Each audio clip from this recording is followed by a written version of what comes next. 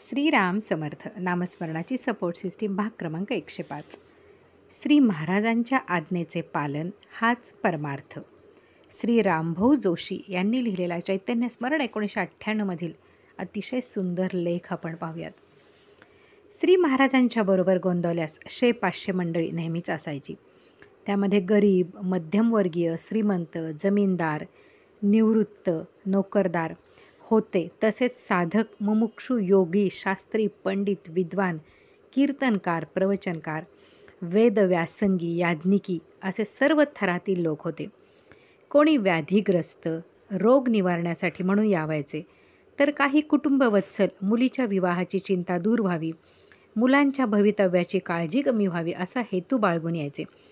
काही कुटुंबे आणि व्यक्ती श्री महाराजांचा सहवास लाभावा यासाठी गोंदवल्यातच मुक्काम करून राहिली होती.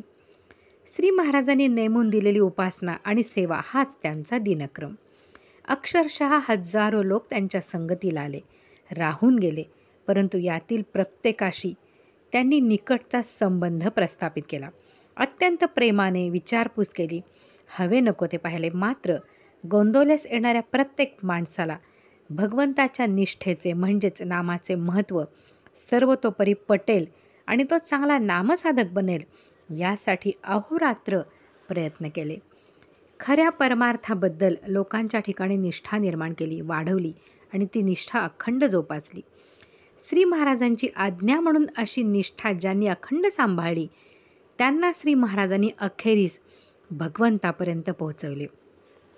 आज्ञापालनासारखा भगवंतापर्यंत चढदिशी पोहोचणारा दुसरा मार्ग नाही असे स्वतः श्री महाराजांनी सांगून ठेवले आहे. श्री महाराजांच्या शब्दावर, आज्ञेवर ज्यांची विलक्षण निष्ठा होती त्यांच्याकडूनच आज्ञेचे यथायोग्य पालन होऊ शकले. श्री महाराज म्हणत असत, माणसाने आपली बुद्धी गहाण टाकू नये हे खरे, पण आपली बुद्धी अंध आणि पंगू आहे, त्या बुद्धीच्या चालीने चालून कसे भागेल. सत्पुरुषांची बुद्धी सर्व जाणणारी आणि निस्वार्थी असते, म्हणून त्यांच्या सांगण्याप्रमाणे वागण्यात आपले कल्याण असते. आज्ञा पाळण्याचे हे मर्म आहे. जो आज्ञा पाळतो त्याचा अहंकार नकळत मरतो. शिवाय आज्ञा पाळली म्हणजे जबाबदारी सद्गुरूंच्यावर जाते.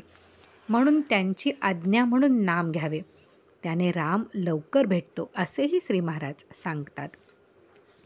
श्री महाराजांची आज्ञा प्रमाण मानून त्यांनी सांगितल्याप्रमाणे वागणे हाच परमार्थ समजणारे हरभटजी जोशी, विसापूरकर आणि रामशास्त्री गिजरे हे 2 निष्ठावंत साधक श्री महाराजांच्या सानिध्यात त्या काळात गोंदवल्यात होते. सद्गुरू म्हणजे साक्षात परमात्मा आणि त्यांची आज्ञा पाळणे हीच तपश्चर्या अशी त्यांची ठाम श्रद्धा. याहून वेगळे काही करण्याची गरज त्यांना कधी वाटलीच नाही. हे दोघेही श्री महाराजांचे होऊनच गोंदवल्यात राहिले. त्यांना सांगितले तसे करीत राहिले. श्री महाराजांचे होऊन राहणे म्हणजे त्यांच्या आज्ञेत राहणे आणि वागणे तसे ते राहिले. महाराज हेच आपले सर्व काही आहेत असेच त्यांनी मानले. रामशास्त्री गिजरे हे मूळचे वाई क्षेत्राचे मोठे विद्वान. 4 शास्त्राचे अध्ययन त्यांनी केले होते. ते अति कर्मठ होते, स्वभावाने तामसी होते. 3 मुलगे आणि 1 मुलगी यांच्यासह सर्वजण गोंदवल्यास राहिले होते. श्री महाराजांच्या आधारानेच त्यांचे जीवन सुरू होते. श्री महाराजांच्यावर पूर्ण निष्ठा, त्यांची आज्ञाप्रमाण. शास्त्रीबुवांनी दररोज राम मंदिरात भागवतावर पुराण करावे, पूजा अर्चा करावी अशी महाराजांची आज्ञा होती. त्यानुसार राम मंदिरात पुराण श्रवणास कोणी श्रोते असोत अगर नसोत, शास्त्रीबुवांनी भागवत पुराण रामासमोर करण्यात कधी खंड पडू दिला नाही. शास्त्रीजी पुराणिक आणि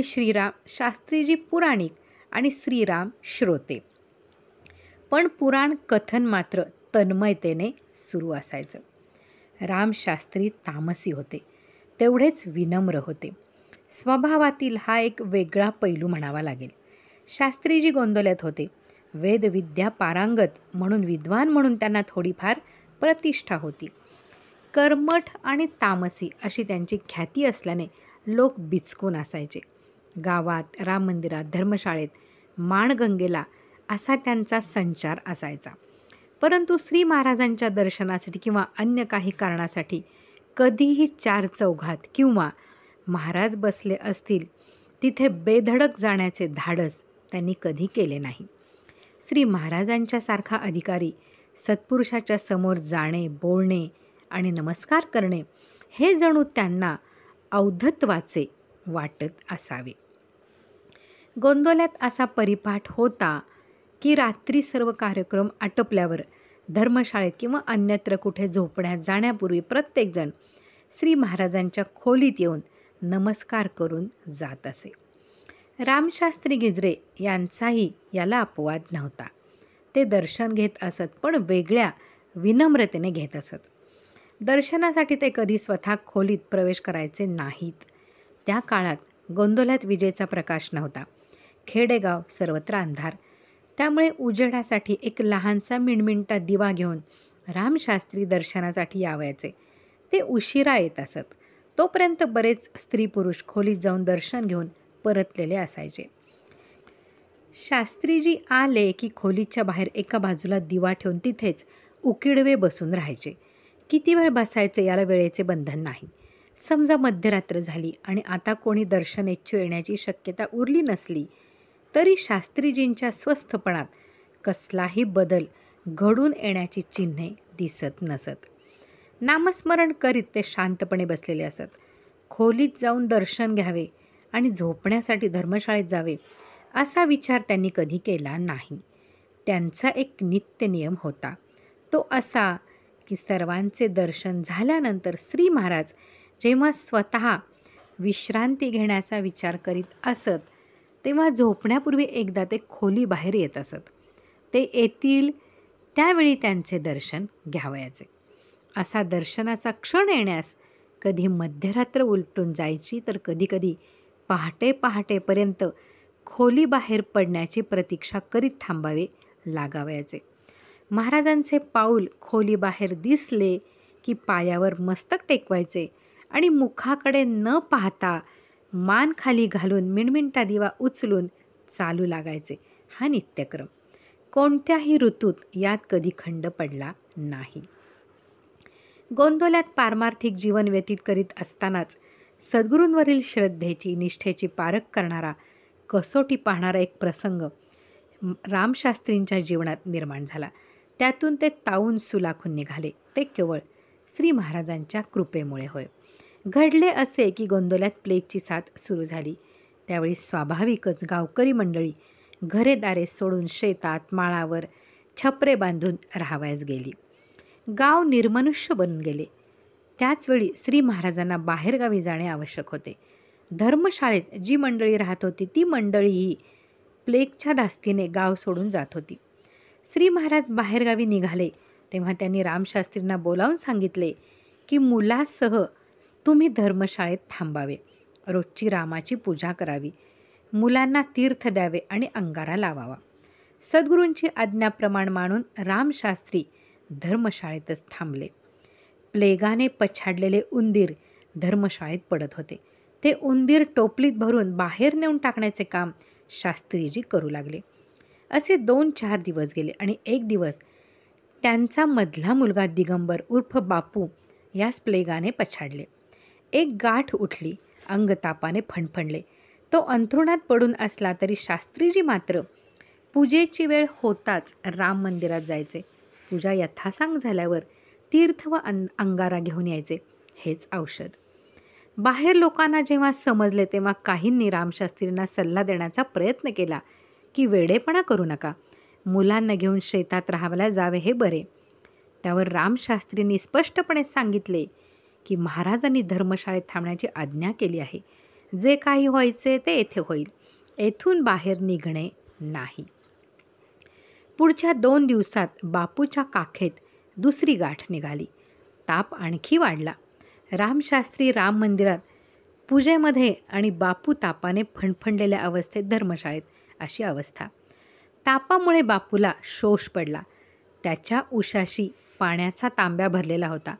अंगात ताप असतानाच तो घटाघटा पाणी प्याला. त्याचा परिणाम होऊन तो बेशुद्ध झाला आणि सोप्यातील अंथरुणावरून कलंडून पडवीत पडला. पूजा आटोपून परतलेल्या रामशास्त्रींनी ते दृश्य पाहिले व प्रथम त्याला रामाचा अंगारा लावला. मुखामध्ये तीर्थ घातले. एवढे होताच बापूने डोळे उघडले आणि ओरडला, महाराज कुठे आहेत? आत्ता ते घोड्यावरून आले होते. हातात चाबूक होता. एक काळी आकृती मला नेत होती, पण महाराजांनी माझा माणूस आहे म्हणून त्याला फटकारले, तेव्हा तो पळून गेला. बापूने हे सांगितले त्याच वेळी त्याच्या अंगावरील दोन्ही गाठी फुटल्या आणि तो प्लेगमुक्त झाला. पुढच्या काळात बापूने काही खोडी केल्या म्हणून रामशास्त्रींनी त्याला चोप दिला.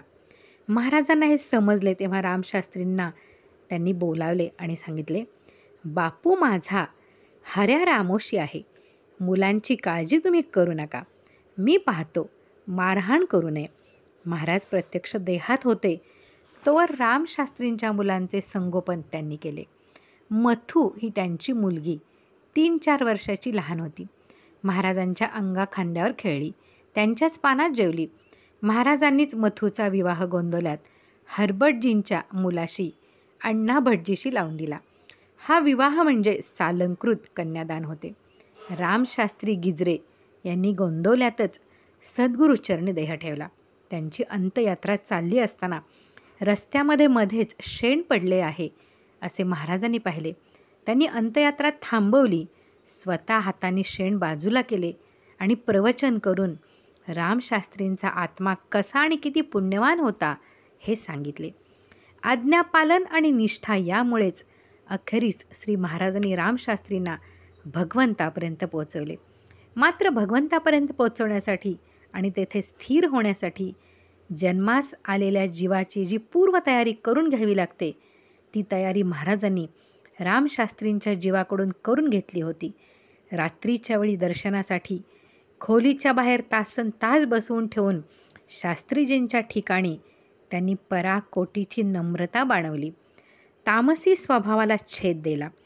कर्मटपणाचा शेष शिल्लक राहिला होता. एका प्रसंगाने तोही पूर्णपणे निपटून काढला. एक दिवस महाराज प्रातर्विधीला जाऊन परत येत होते. ते ज्या वाटेवरून येत होते त्याच वाटेने काही अंतरावरून रामशास्त्री सोहळ्याने येत होते. महाराज प्रातर्विधीला जाऊन आलेले असल्याने त्या अशुद्ध वाटेने वाटचाल करताना रामशास्त्री भांड्यातील पाणी पळीने वाटेवर शिंपडून वाट चालत होते. महाराजांनी ते पाहिले. पुढे महाराज एके ठिकाणी बसले असताना रामशास्त्री तिथे पोहोचले. तेव्हा महाराजांनी बोलवले आणि सांगितले, शास्त्रीजी, मी आत्ता अमुक ठिकाणी गेले होतो, तिथे माझी एक वस्तू राहिली आहे, तेवढी घेऊन या. रामशास्त्री तसेच सोहळ्याने त्या विविक्षित ठिकाणी गेले. तेव्हा तिथे त्यांना 2 चकल्या ठेवल्या आहेत असे दिसले. त्या चकल्या ते घेऊन आले आणि महाराजांच्या समोर ठेवल्या. रामशास्त्रींचे नित्यकर्म अद्याप आटोपलेले नव्हते. लगेच त्यांनी ते सुरू केले. तेव्हा महाराज म्हणाले, अहो, आत्ता तुम्ही तिकडे जाऊन आला आणि तसेच लगेच नित्यकर्म सुरू केले. रामशास्त्रींनी ते ऐकले. मात्र त्याच क्षणी महाराजांना साष्टांग नमस्कार घातला आणि मनोमन सर्व कर्मठपणा त्यांच्या चरणी समर्पण केला, तो कायमचा.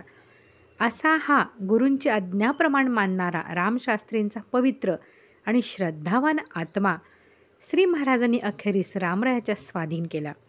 ज्याने आपला स्व नामात विलीन केला त्याची जबाबदारी मी स्वीकारतो आणि त्याचा हात रामाच्या हातात देतो. या श्री महाराजांनी वेळोवेळी दिलेल्या वचनाची प्रचिती अशा घटनांमधून प्रत्ययास येते. श्री महाराजांच्या सहवासात गोंदवल्यास असणाऱ्यांमध्ये मनस्वी आज्ञाधारक असा सार्थ उल्लेख करता येईल असे हरभटजी जोशी विसापूरकर यांच्याबद्दलची माहिती आपण पुढे पाहूयात. श्रीराम जय राम जय जय राम.